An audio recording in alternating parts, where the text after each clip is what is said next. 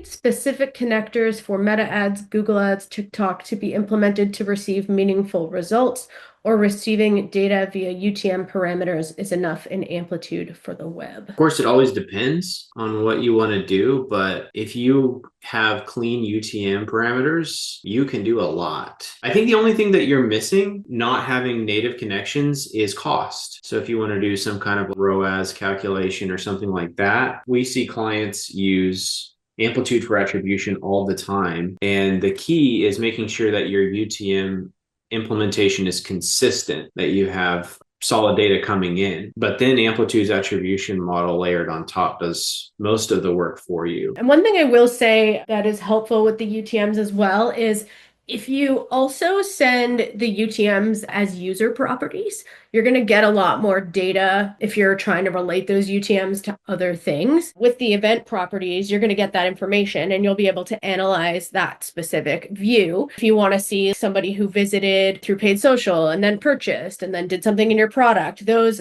user properties are going to carry over, whereas the event property is only going to stay on the event you send it.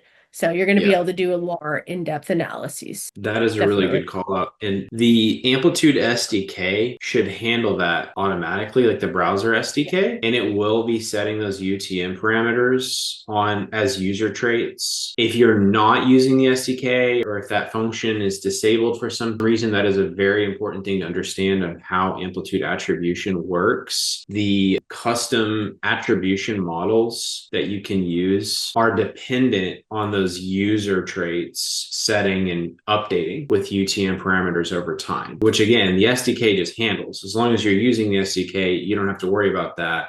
If you're doing a more custom implementation, that's something that you'll want to do a deeper dive on.